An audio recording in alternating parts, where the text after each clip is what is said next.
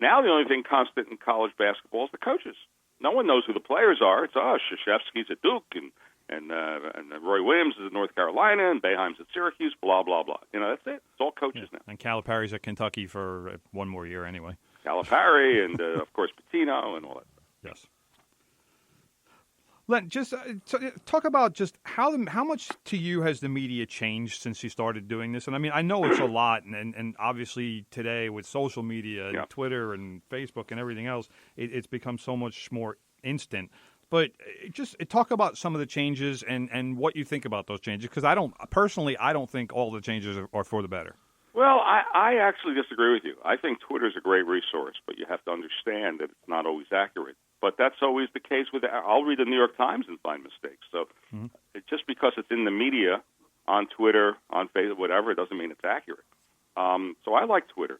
The difference is from when I started it. We would shoot film of interviews, and then we have to go process the film and physically edit it with a razor blade, and then it graduated to videotape. And now there's no such thing as film or videotape. It's all digital. Right. And the biggest difference is that when I used to do the 6 o'clock news in New York on Channel 4, in the beginning, in the mid-'80s, I would sometimes repeat the highlights from 11 o'clock the previous night on the theory that many people hadn't seen them. And it got to the point very quickly where at 11 o'clock at night, everyone had already seen all the highlights that I was about to show at 11. So there was just so much video out there. So it became incumbent upon me as an announcer and a producer to come up with an angle or something different or something unusual to make it interesting. So it's just not enough. It wasn't enough and isn't enough to go on the air and say, well, here's the base hit that made it 3-2, and this is the home run that tied it. I mean, people have already seen that. They know the story. So you might want to come up with an angle, show the best defensive plays of the game, or show how the strike zone was seriously flawed that night, or defensive shifts. Just something interesting or unique that will draw the viewer in that's more than just 3-2, 4-1. Right. We're talking with Len Berman. We should say you have a couple of books. One is Spanning the World. The other is The Greatest Moment in Sports, Upsets, and Underdogs. Yep. But I have a question on your Facebook page. It goes, I've always tailored my TV sportscast to the non-fans who could understand it. Yep. If you could not do sports that's the wrong question. Let's say you want to do something besides sports in the news business. What would you want to do? Well, funny you should ask, because I'm about to announce something new. Unfortunately, I can't tell you what it is. And I will, go back and play this tape, and then when the news comes out, either later this week or next week, then you'll see that I wasn't full of it. So it's going to be another chapter. Okay, so that'll answer your question. We should have waited a week then. How's that? How's that for a tease? Huh? Well, that's great. Thank you. Thank you for the tease. Okay. Let me know if you're looking for any assistance on that, Glenn. I'm looking for a little freelance work over here. Come on, you guys have this major radio talk show. What are you talking about? Tim needs a freelance job. Don't worry. Yeah. The Property Brothers have nothing on YouTube. Yeah. Except some houses. Yeah. Except an income. Yeah, that too. So Len, let's go back to the World Series. What do you think of it? It was a pretty good one, actually. Oh, I enjoyed it. I'm always a big World Series fan. I know the ratings aren't what they're supposed to be. What Bumgarner did is going to go down in the annals. It's not the greatest Giants pitching performance of all time, because that's Christy Mathewson in 1905, right. Which 3 complete game shutouts within 5 days. But Bumgarner gets second place in the all-time Giants pitching World Series performances. And interesting. I mean, I don't think they're a dynasty. That's my new column coming out at a website called About.com later today. I don't think they're a dynasty. I actually did read that already. Oh, it's already up? Yeah. Okay.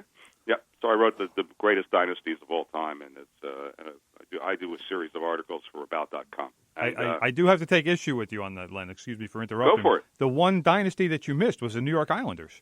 Well, people have said that, and it's all about a short period of time. 19 the straight dynasties playoff I series. chose were over a longer period of time. Well, I can understand that, but 4 Stanley Cups in a row. That awesome. that qualifies. Hey, I took my kids to the parade on Hempstead Turnpike.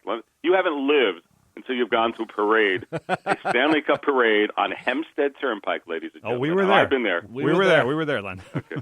I thought you were too young for that. No. Well, we were in high school. Yes. And the thing that got me was that you see like in the city, you see the great cars that they have for the ticker tape parades, and you see on Hempstead Turnpike like these flatbed trucks from the Parks Department that weren't even cleaned, and a Chevy. Actually, the all-time greatest Stanley Cup parade was when the Devils won their first cup.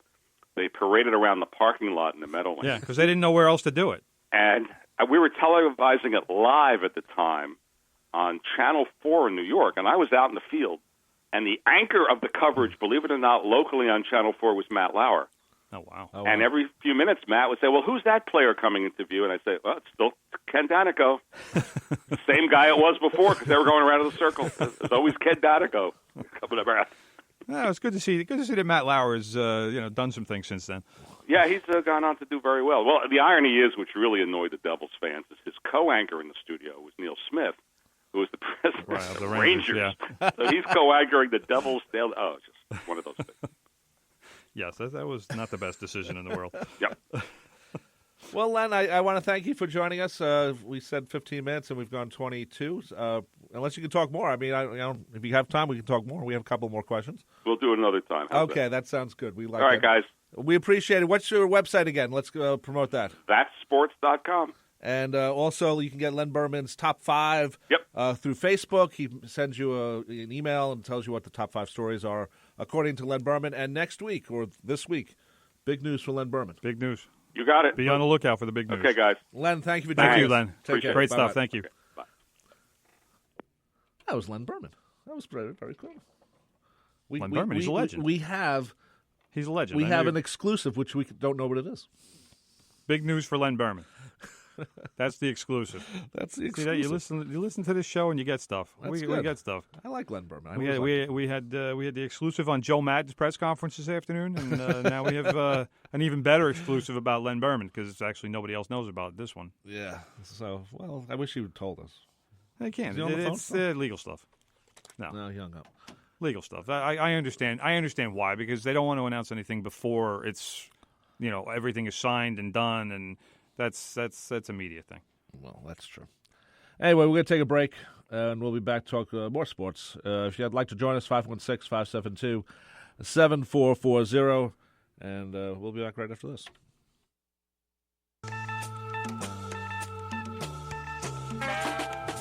Looking for a way to spend your Saturday mornings? Well, look no further on the Rare Groove Session as I, DJ Solero, spins the absolute funkiest tunes ever recorded from the 60s and 70s, spanning all genres of music.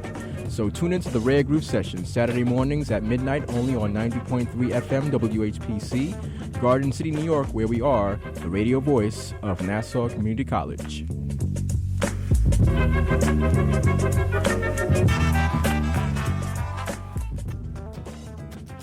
Break out the mood rings and slip on the platform shoes. It's the Super 70s. The decade that brought us Elton John, Donnie Marie, and Fonzie are back on WHPC. Join me, Ron Stevens, as we break down the top 20 hits of a featured week and hear lots of bonus hits from that memorable decade. So listen to the Super 70s on 90.3 WHPC, the voice of Nassau Community College. The Super 70s, Tuesday at 12 a.m. and Saturday at 7 a.m. on 90.3 WHPC. Hey, I'm Kedner. And I'm Marjorie. Join us on the Haitian Caribbean Connection Wednesday from 6 to 7 p.m. We're excited to be your resource for fine music, events, and information for the community. We'll make you dance, relax, and romance with some smooth sound from Haitian Caribbean artists from yesterday and today. So sit back, enjoy your connection to Haiti and the Caribbean. It all comes to you on 90.3 WHPC, the radio voice of Nassau Community College, streaming live at ncc.edu/WHPC. Attention NCC students and faculty. Nassau Community College, in partnership with the American Cancer Society, will be hosting the Great American Smokeout on November 20th from 9 a.m. to 2 p.m. Learn about the effects of smoking on your lungs and get information on how to quit. This message was brought to you by WHPC 90.3 FM, the radio voice of Nassau Community College, streaming online at ncc.edu/WHPC.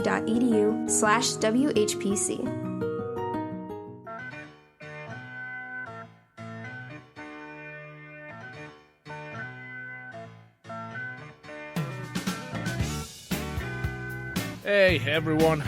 Welcome back to From the Pressbox. I'm Rob Leonard, and with me, of course, is Tim Leonard, and we thank Len Berman for joining us, the third Leonard, though not related, of course. Yes, he's not a brother. He could be. Well, not ours. Not ours. Anyway, what's next on the hit parade, Tim? You want to talk about the Red Bulls, Tim, because soccer is so important right now. Let's talk about soccer. Let's talk about soccer. I'm watching the game last night, and the second goal the Red Bulls got, guy was offsides. I'm sorry. I know you're going to say he wasn't, but the guy was at least 5 feet ahead of the ball. Now, you see, you have to look at the replay. I did look at the replay. Well, then, no, I'm sorry, you're wrong. Because that's a timing play. And I played soccer, Tim. I know what offsides is. Well, but I'm telling you why you're wrong. Because it's a timing play. A timing play. What do you mean timing play? So because Luyandula, not the easiest name to pronounce, but Luyandula was even with the defender when the ball was kicked. No, it wasn't. He was ahead of the defender was flat-footed. So Luyandula gets 2 or 3 steps, and all of a sudden he's 8 feet behind him. Watch the reaction of the defender. He was flipping out. He was saying this guy was offsides. You know why? Because he got caught flat-footed. No, but he got caught ball watching. He was ahead of the play. Not the defenseman. All right, well, let's talk about the other goal, because the other goal was magic. It was a bit of magic from Thierry Henry, who took a cross from Lloyd Sam in the box, and I don't even know how he saw Bradley Wright Phillips, but just hit him with a pass with a back heel that was just so ridiculous that I don't even know how many other players would even attempt this pass. It was so ridiculous. Hits him right in stride. Defenders are closing in on Henry because they think he's going to turn and shoot. And here's Bradley Wright Phillips, who just happens to be the record-setting goal scorer in the league, and he's got a gimme from 5 yards. The goalie's out of position. He's got 2/3 of the net to shoot at. He's not going to miss from there. And that was obviously the big goal. Now, the other thing that you have to remember in the MLS playoffs now is away goals count for more. And that's a new thing that they're doing this season. Yeah, by the because way, it encourages offense. That? It encourages offense. Because of that rule, DC United kept playing, and the Red Bulls kept playing. It wasn't just let's sit on the lead and protect it and be safe, and we'll go to DC and we'll take our chances. What's this leg 1 and leg 2? Why not call game 1, game 2? Why is It's a soccer thing, soccer terminology. Leg. It's every soccer fan in the world knows what a leg is. Okay, and that's except for America. You want to make it American terms. Yes, I like game. If you I want can to call take it friendly. game 1, I can call it. I can take the term these are friendly. not friendlies. This is the playoffs. I know that, but I'm just saying. Blood and guts. For those who don't know, friendly, instead of calling it an exhibition game, they call it a friendly. Well, that's fine. That's again I soccer feel like George terminology. Carlin talking about baseball and football. Well, anyway, so we're talking about the Red Bulls now have a 2-0 lead. They play another game on Saturday in D.C. at RFK Stadium. Now, D.C., see, here's the beauty of it. If the Red Bulls just score 1 goal in that game, then the series is more or less over. Because the away goal would mean that D.C. United would have to score 4. Okay. All right? Because if it winds up being 3-3 and the Red Bulls have an away goal, because obviously D.C. United didn't score yesterday, then that 1 away goal would trump everything. So the Red Bulls are coming into a situation where it's going to be really hard for them to screw this up. Right. Okay. I mean, even if they lose 1-0, they still advance because they'll win on goal aggregate. But obviously, I think Mike Pecky, the coach of the Red Bulls, would love to get an early goal and just put the thing away, because then they'll just defend the rest of the game, and there's no way DC United is going to score 4 goals against them in one game. So, well, I don't expect the Red Bulls to lose, actually. I think they're going to win. I think they've put themselves in a really good situation. That second goal was really big. So basically the way it works, for those who don't know, it's sort of a combination of the 2 games. Yes, they add up the goal totals in the 2 games. That's a very strange. So it's different. It's more about offense than about games. Yeah. But that's the point. Do they do that in Europe? Yes. They do. Okay. Yes, they play the 2 games, and then basically you can look at it this way. It's been explained to me this way, and this is a good way to look at it. If you're looking at it at the 2 legs or games, whichever you want to call it, right now you can look at it as we're in halftime. Right, okay. All right, because then now they play the other game at D.C., and whatever the result is there, you just add it together. Hold on. What am I holding? I got the game right here. All right. The second goal on the screen. Talking to the mic. People can't hear you. On the second goal here. Look over here, Tim. All right. Okay. Here it comes. This is not scintillating radio. I know that, but I want to show. Well, damn it! I went back too far. Don't worry about it.